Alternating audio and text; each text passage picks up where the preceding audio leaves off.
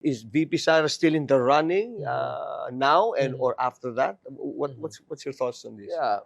Well, I think kasi you, the observation now is that of course there is a challenge among other political players na may ambition in 2028, Yes, right? yes.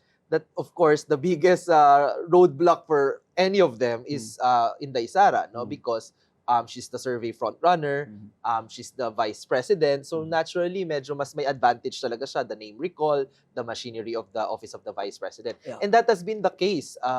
You know this better than me. That has been the case for many vice presidents in the past, di ba? Oh, yeah, Mga 2 yeah. to 3 years before election, talagang sila yung Mhm. talagang very high yung support para sa kanila to Mhm. succeed, di ba? Mhm. I remember, for example, the former Vice President Jojo Binay.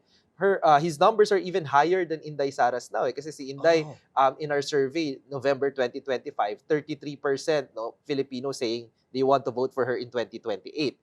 Si Binay nun, Was nagsa-70 pa higher? yan eh. Talaga? Yes. At Oh, 2 to okay. 3 years. So, pero the challenge is that, much like what the VP will experience now and continue to experience, is that she will be the target of mga Yes, yes. mga ano din, no, mga attacks, no, Mm. na parang 'di ba, you remember si VP Binay noon, there was an investigation in the House on potential misuse of public funds, Mhm. no, yung Mhm. ganyan. So magiging ano magiging may playbook eh. And then so yun yung kinakaharap ni VP Sara. So now the impeachment, they plan to reintroduce it again, 'di ba? Next year, no? Mhm. Whether that will affect her chances, no?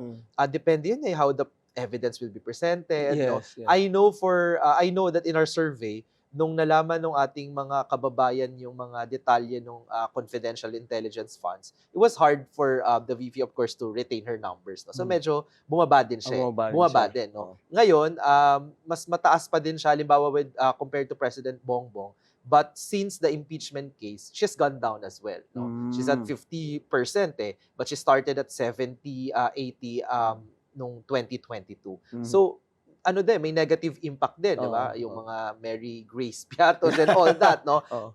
It wasn't a good look. So if that's going to be back um, as a main topic for public conversations, it's bad news, 'di ba? For You know, me. it's interesting.